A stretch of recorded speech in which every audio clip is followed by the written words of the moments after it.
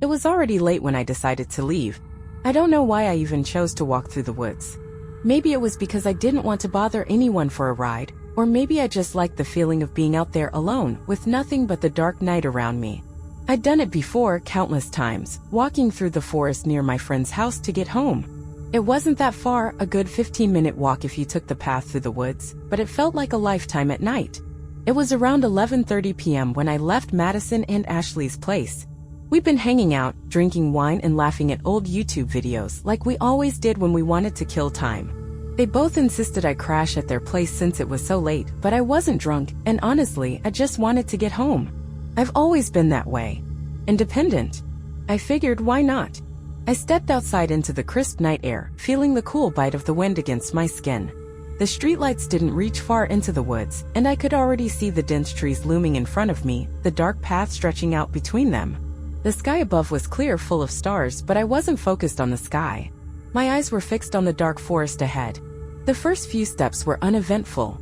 The leaves crunched beneath my boots, and the path was familiar, narrow, with brambles creeping on either side, like the forest was trying to pull me in.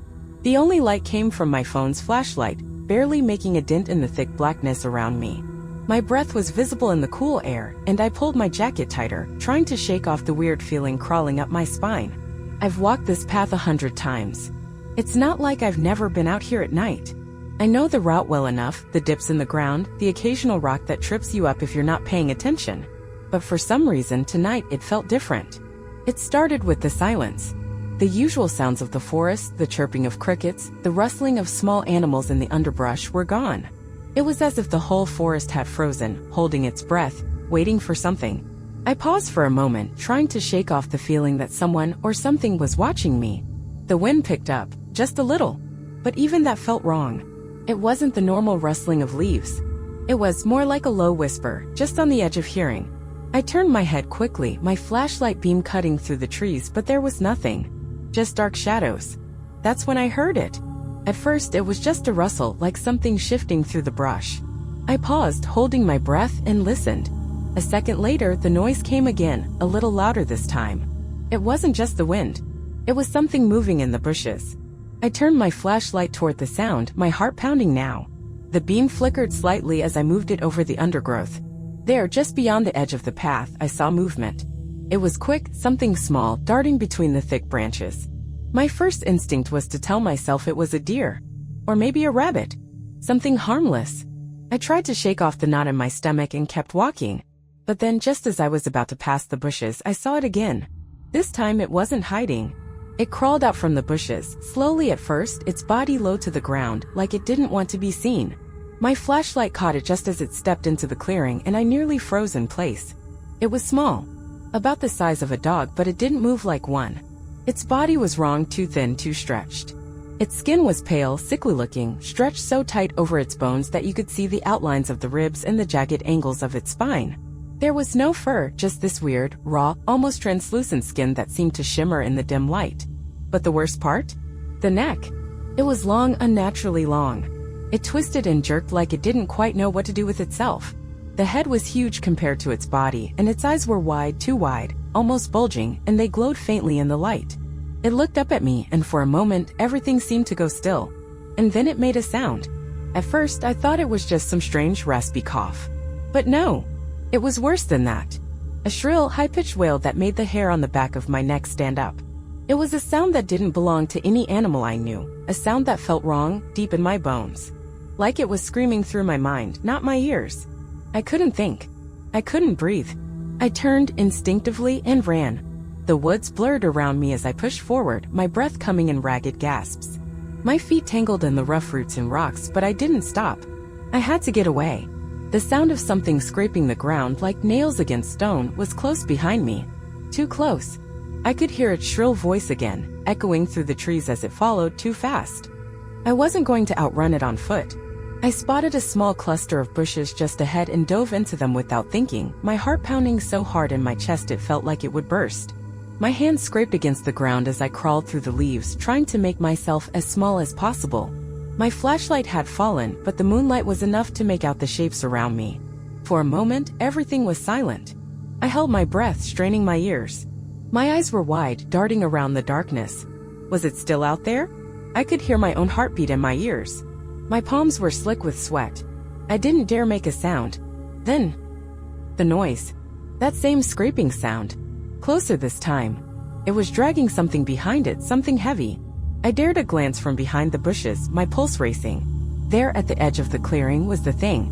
It was slowly crawling out into the open, its long neck swiveling around, looking for me.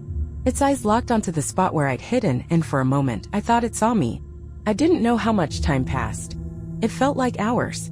But finally it started to move again, dragging itself through the underbrush, its shrill voice cutting through the night. I waited until I couldn't hear it anymore. Then I made my move. I didn't have a plan.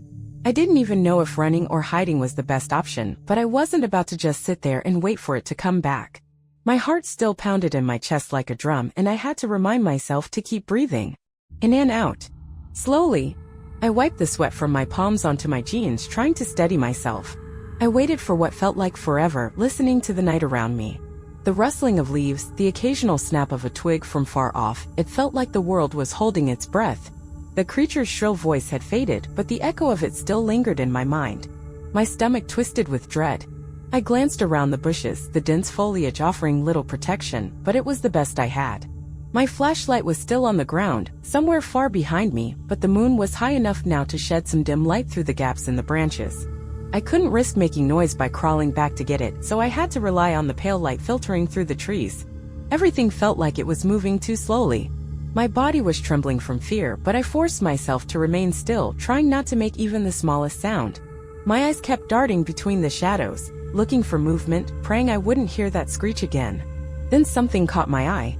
A dark shape moving toward me. My stomach dropped and I felt my throat close. I froze again. There was someone walking toward the bushes where I was hiding. I didn't dare make a sound. My breath caught in my throat and I could feel my chest tightening. My heart thudded loudly in my ears and I had to force myself not to panic. I tried to control my breathing, keep it shallow, but every inhale felt too loud in the thick silence. The figure was closer now, too close. I could see the outline of a person, a man or a woman. It was hard to tell in the dark. They were walking slowly, deliberately, but there was something off about their movements. They weren't walking like someone who was trying to find their way through the forest. They moved with purpose, almost like they were tracking something or someone. I didn't know if it was the creature or another person, but at that moment I didn't care. The figure was too close. I couldn't risk being discovered. I shifted, trying to crawl deeper into the bushes, but my movement was too sudden. The branches creaked under my weight, and for one horrifying second I thought I'd given myself away. But the figure didn't stop. They kept walking, moving slowly past the bushes where I was hiding. My breath hitched in my throat, and I closed my eyes, praying that they wouldn't hear me. The sound of their footsteps grew distant until, finally, there was nothing but silence. I didn't dare move for a long time. It wasn't until I was sure they were gone that I allowed myself to take a shaky breath. My body felt like a taut wire and my hands were trembling uncontrollably. I wanted to scream, to cry, but I couldn't. I needed to stay quiet, stay hidden. It was only when I looked around and saw the trees again, their twisted limbs reaching out like claws, that I realized what a stupid decision I'd made. I'd been so caught up in my panic that I hadn't been paying attention to where I was. The path was gone. There was no clear way out anymore. The only way out was the direction I had been running, deeper into the woods. But I wasn't sure I could go back there, not with whatever that thing was still lurking in the shadows. The creature was still out there, I was sure of it, but so was the strange figure. Whoever or whatever they were, they didn't seem normal either. I had to move. I couldn't stay hidden forever. The cold began to seep into my bones, making my limbs feel numb. My feet ached from running, but I forced myself to stand up, still crouched low in the bushes. I looked around, trying to figure out which direction was the safest, but every tree seemed to look the same in the darkness. I had no idea where I was. I was lost. A flicker of movement caught my eye again. My stomach twisted into knots as I saw the creature. No, it wasn't just the creature. It was both of them. The figure from earlier, the one that had passed by me, was now standing by a tree just a few feet ahead. Its face was hidden in the shadows, but I could see its eyes glinting, reflecting the faint moonlight. And standing right beside it was the thing, the small, hairless creature with that long, twisted neck. It was looking in my direction. I couldn't stay still any longer. I turned and bolted, pushing through the brush, hearing the branches snap and scrape against my legs. I didn't care. I had to get away. The sound of footsteps followed me almost immediately, too fast, too close. The creature's shrill voice echoed again, and I knew it was gaining on me. I wasn't fast enough. I spotted a tree ahead, its low branches hanging just within reach. Without thinking, I sprinted toward it, my hands reaching for the rough bark. I didn't stop to think about what I was doing. I just grabbed hold of the nearest branch and hoisted myself up, climbing as fast as I could. My heart raced as I scrambled higher, my legs weak from exhaustion. I wasn't even sure if I could make it to the top, but I had to try. My feet found purchase on the thicker branches, and I pulled myself higher. I didn't dare look back, but I could hear the creature below, the scraping of its nails against the ground. Its voice was close, too close. I made it to the first sturdy branch, and I paused for a moment, gasping for air. I looked down, but the creature wasn't in sight anymore. It had stopped, but I knew it was still out there. The figure was still nearby, somewhere in the dark. But at least I was higher up, out of reach for the moment.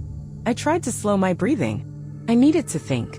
I needed to figure out a way out of here, away from the creature, away from the figure. I couldn't stay in the tree forever. I stayed in that tree for what felt like hours.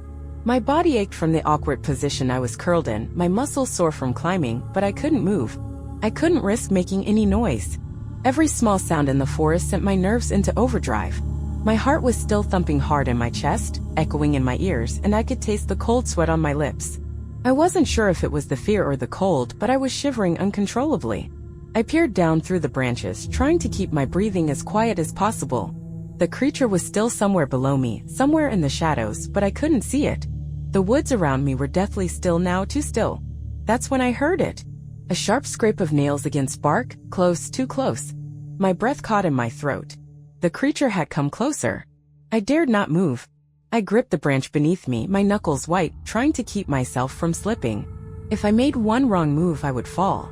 And falling wasn't an option, not with that thing still prowling around. The silence stretched on. Every minute felt like an eternity.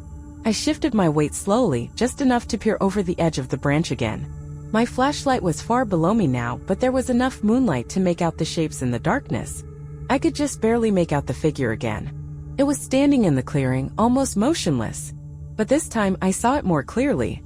It was tall, taller than any human should be. The outline of its body was faint, but its eyes... Those eyes glowed a pale, sickly green, reflecting the dim light like an animal's would in the dark. The creature stood beside it, its long twisted neck jerking as it moved. I held my breath. I had no idea if they could hear me or smell me or somehow sense where I was, but I didn't dare take any chances. I didn't even want to blink. The figure moved again, stepping forward. Its long legs stretched unnaturally, almost like they didn't bend right. My stomach churned at the way it moved, like it was too aware of its surroundings. And then it stopped. I don't know why, but it felt like it was staring right at me. The greenish glow of its eyes seemed to lock onto mine, and I could feel a cold shiver run down my spine. My body tensed, but I didn't move. I was frozen, caught in its gaze. Then, the creature's shrill voice rang out. It wasn't just a screech anymore. It was a series of sharp, high-pitched wails that seemed to rattle the air itself. My hands slipped on the branch as the sound hit me like a physical blow. I clamped my hands back down quickly, forcing myself not to fall. The sound echoed through the woods, bouncing off the trees, distorting in every direction. It was getting closer. I didn't know what to do. I couldn't stay here forever. The creature and the figure were too close and I was too exposed. If I didn't make a move soon, I'd be stuck up here with nowhere to go. I looked down again, trying to gauge the distance. The creature was at the base of the tree now, its long twisted neck slithering up toward me. Its body was just small enough to hide in the shadows, but I could see the movement. Its head swiveling in unnatural angles as it searched for me. Its voice, those horrid wails, came again, closer, almost deafening. My mind raced. I needed to escape. I glanced around the tree. There were other branches, some lower, some higher. If I could climb higher, I might be able to get away from it. But if I climbed too high, I'd be out of reach of any escape. I'd be stuck. But if I stayed where I was, the wails grew louder. I couldn't wait anymore. I pushed myself up the tree, my legs shaking with the effort. I didn't care about the pain in my arms or the fear clawing at my chest. I had to keep moving. The higher I went, the more difficult it became. The branches grew thinner, and I had to be careful not to snap them under my weight. Every movement felt like a risk. The creature's shrill voice followed me as I climbed. its wails turning into a distorted, screeching sound that echoed through the forest. I couldn't keep going up forever. The moonlight was growing dimmer the higher I climbed, and the branches were becoming sparse. I was beginning to lose my grip, and the cold was seeping deeper into my bones. I wasn't sure how much longer I could hold on, and then I heard something else. A voice. It wasn't the creature's voice. It wasn't even the same voice I'd heard earlier. This one was lower, gravelly, almost like a whisper in the wind. You can't escape. The voice wasn't coming from the creature. It was coming from the figure. My blood ran cold. It wasn't human. It wasn't anything close to human. It was the thing that had been walking in the woods, standing motionless, watching me. I had no idea what it was or where it had come from, but I knew one thing for sure: it was hunting me. I needed to get down. But how? I couldn't wait any longer. The voice, the feeling of being watched, it was suffocating. My limbs were numb, and the longer I stayed up there, the more the air around me seemed to grow heavy, pressing in. The creature below was silent for a moment, but I could feel its presence in the dark like a shadow that was closing in. The whispering voice from below seemed to mock me. It wasn't a comforting voice, not in the slightest. There was something almost otherworldly about it, as if the words weren't meant for human ears. It didn't sound like it wanted to hurt me. No, it sounded like it wanted to enjoy my fear. I gritted my teeth. I couldn't stay up here. I couldn't keep climbing, not when the branches were becoming too thin to support me. There was no way to go higher, and going lower meant going back toward the creature. I had no choice but to climb down. Slowly, carefully, I looked around the tree, finding a thick branch that seemed sturdy enough. I forced my trembling hands to reach for it, my fingers sore from the constant grip. The moon was almost hidden now, and I could only see by the faint glow of the stars. My foot found the next branch down, and I took a deep breath, holding my balance. Then I heard it. A shrill cracking sound. The creature. No, it wasn't just the creature anymore. The figure moved again, shifting in the shadows. And then the shriek pierced the air, so high-pitched it sent a tremor through my bones. I glanced down, hoping I was out of its line of sight, but no, it had heard me.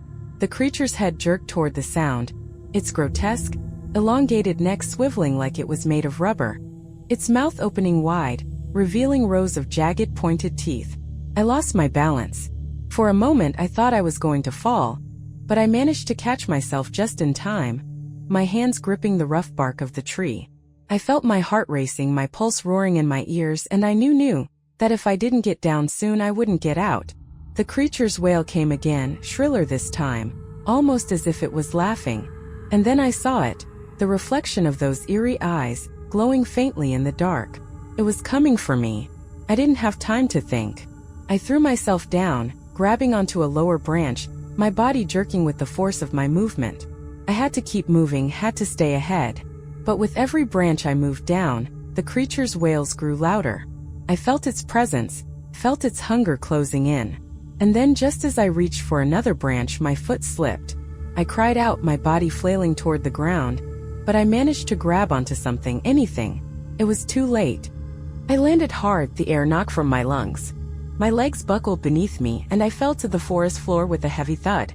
My breath came in ragged gasps, and for a moment, I couldn't move. My vision blurred.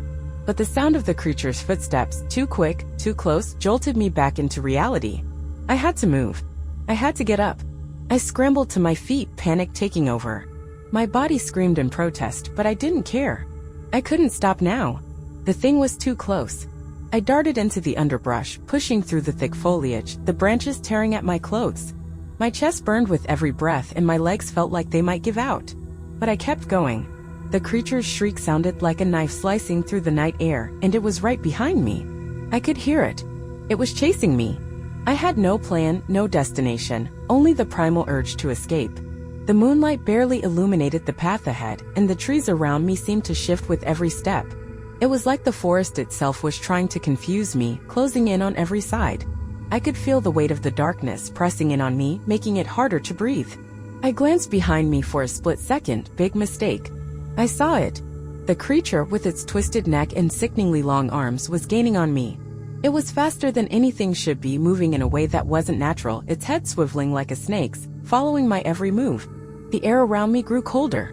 The ground beneath my feet seemed to shift, and I stumbled, falling again. My heart pounded in my chest, each beat echoing in my ears. It was getting closer. I couldn't outrun it. I couldn't even think straight. I scrambled back to my feet, but my knees buckled under me again, and I felt the cold, damp earth beneath my palms. The creature was right behind me. I could hear its breath ragged, like it was hungry for something more than just my fear. I knew if I stayed on the ground it would catch me. I had to do something, anything. I reached into my bag, my hands shaking uncontrollably as I pulled out anything I could find. My phone, my jacket, my water bottle. Anything that might slow it down, anything that might give me a second to get away. I hurled the water bottle into the bushes ahead, hoping to distract it, hoping it would give me a few precious moments. But the creature didn't stop. It didn't even hesitate. I couldn't stop. I couldn't breathe. I pushed forward, ignoring the sharp pain in my side, my feet moving faster than I ever thought I could run. My breath was ragged and the forest was a blur of shadows around me. But the creature was still there.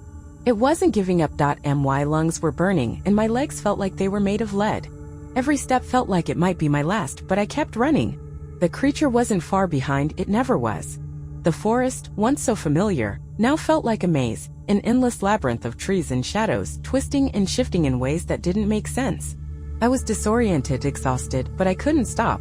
I could hear its heavy breath now, so close I thought I might actually feel its rancid stench. The wail of its voice echoed in my skull, a shrieking, maddening sound that blurred everything else around me.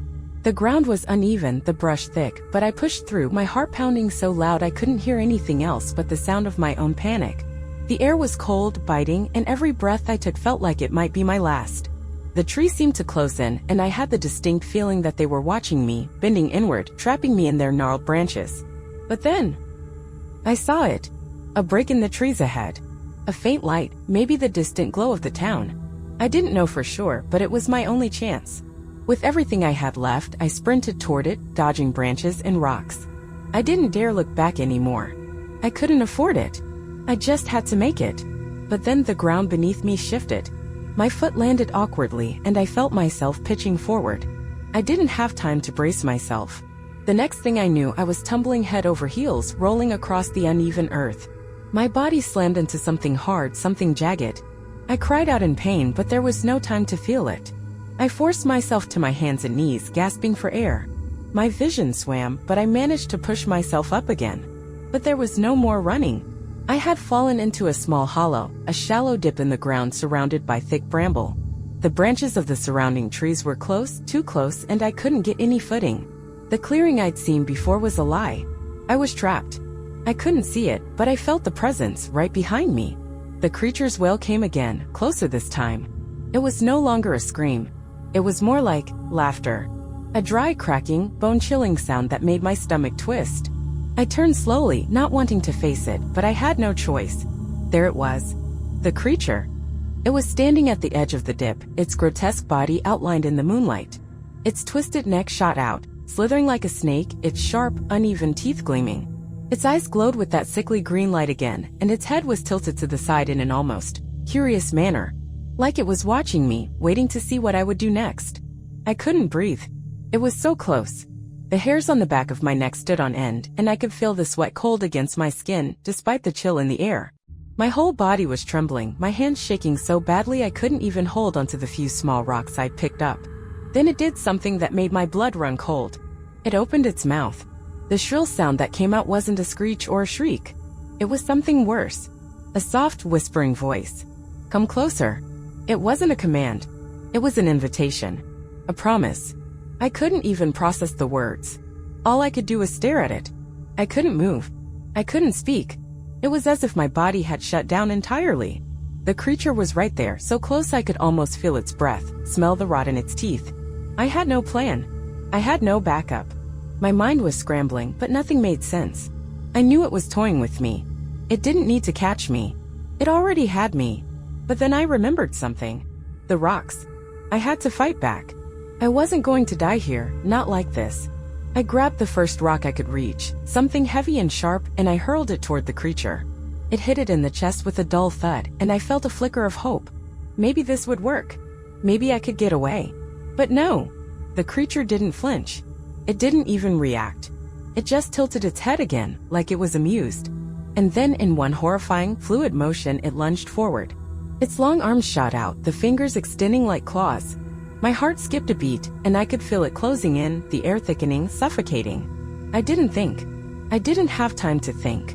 I screamed.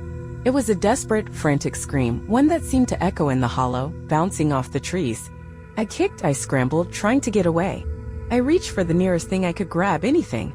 I managed to push myself up, but only just. The creature was right there, its mouth opening wide, revealing rows of teeth that seemed to stretch on forever. And then in that moment of sheer panic, I made my move. I shoved a branch into its face. It wasn't much, but it was enough to make it pause, just enough for me to sprint away again. I ran faster than I ever had before, dodging the bramble and trees, desperate to reach the edge of the forest. The creature's voice echoed behind me, shrieking once more, but this time it wasn't chasing me. It was angry. Furious. I didn't dare look back. All that mattered now was getting out. And finally, after what felt like an eternity, I broke through the trees. I stumbled into an open field. The night air felt different here, cleaner, fresher. My chest still burned from the run, but I couldn't stop. I didn't stop until I saw the lights of the nearest house in the distance. I was free. At least, for now. I didn't stop running. My legs burned with every step, and my breath came in short, ragged gasps. The field stretched out ahead of me, the soft grass brushing against my legs, but I didn't feel any relief. I couldn't. The terror that gripped me hadn't loosened, not even for a second. I kept glancing over my shoulder, half expecting to see that twisted, horrifying creature emerging from the trees. But all I saw was darkness. The lights of the house in the distance were a beacon. Every step I took felt like I was moving in slow motion, my limbs heavy and uncooperative, my mind scrambling to make sense of everything. I couldn't let myself slow down. Not now. Not when the creature was still out there. I could still hear its voice, its eerie, shrill whispers creeping into my thoughts. Come closer. It wasn't just the memory of its voice, it felt like it was still calling to me, taunting me, as if it were waiting for me to make a mistake, to drop my guard. I pushed harder, faster, until the light from the house began to feel more tangible. I could see the outline of a porch, the glow from a window, and it was a relief like nothing I'd ever felt before. I was almost there. Almost safe. But as I got closer, something shifted. The air seemed to thicken again, the hairs on the back of my neck rising. It was as if the night itself had become darker, colder, more oppressive. My mind screamed at me to keep going, to not stop until I reached the safety of that house. But my body wasn't listening. I felt a strange pull, like invisible fingers wrapping around my chest, squeezing, pulling me back toward the trees. My heart thudded in my chest. No, this couldn't be happening. I had to get away. I had to escape. I stumbled, catching myself before I fell, my body trembling. The house was right there. I could hear the distant sound of dogs barking, the soft rustle of wine through the grass, but nothing else. No footsteps. No shrieks. No creature. I was so close. And then I heard it. The unmistakable crack of a branch snapping in the woods behind me. It was faint at first, barely audible, but it was enough to send a jolt of panic through me. I froze, my breath caught in my throat. I didn't want to turn around, didn't want to see the thing coming for me again. But I couldn't help it. Slowly, cautiously, I turned my head. And there it was. It was standing just at the edge of the trees, its grotesque shape barely visible in the dark. But I could see the glow of its eyes. That sickly green light, like something from the deepest pits of hell, piercing through the darkness. It wasn't moving, at least, not yet, but I could feel it, feel its presence looming just behind me. I couldn't take it. I couldn't. I turned and bolted again, this time without a second thought. My heart pounded in my chest, each beat a painful reminder that I wasn't out of danger yet. The house was so close, just a few more steps, but I couldn't stop, couldn't let it catch me again. The sound of its movement behind me grew louder. The creature was following. I could hear it scraping through the brush, moving with unnatural speed. My feet were slipping in the grass, my body screaming for a break, but there was no time. There was no time to stop. I reached the porch, my hands shaking as I fumbled for the door handle. It was locked. I banged on the door, shouting, screaming, my voice hoarse from the fear. My whole body was shaking, my knees threatening to give out beneath me. The door didn't open. I slammed my shoulder against it, desperate to get inside. But there was no one. No one to help. The creature was too close now. It was almost here. I could feel its breath on my neck, its claws scraping the ground behind me. I was going to die out here. Alone. But then finally the door swung open. I didn't wait to see who opened it. I didn't care. I shoved my way inside, falling to the floor, my hands pressed against the cold wood, gasping for air. The door slammed behind me, and for the first time since this nightmare had begun, I felt a tiny sliver of relief. I was inside. Safe. I heard the creature's wail from outside, distant but unmistakable. It was angry. Furious. But it didn't follow. It didn't try to break through. It just stopped. I didn't know if it was gone for good or if it was just waiting. Watching. But I couldn't stay here much longer. I had to leave. I had to make sure it didn't follow me again. The person who had opened the door, an elderly man, looked at me with wide eyes, his mouth slightly agape. "What happened to you?" he asked, his voice trembling. I didn't answer. I couldn't. I was too terrified, too shaken. All I could do was point toward the door. He looked past me, his eyes narrowing. Then he turned back to me, his face pale. "Stay here," he said quietly, his voice low. "I'll take care of it." I tried to protest, to tell him to stay away, but my voice was gone. The words caught in my throat. I didn't want anyone else to get hurt. But he was already gone, disappearing into the night. I sat there, shaking, my heart racing as I tried to process everything that had happened. I didn't know how I had gotten here, or why that creature had followed me. All I knew was that I couldn't stay. Not in this town. Not anywhere near that forest. I didn't wait for the man to return. I couldn't.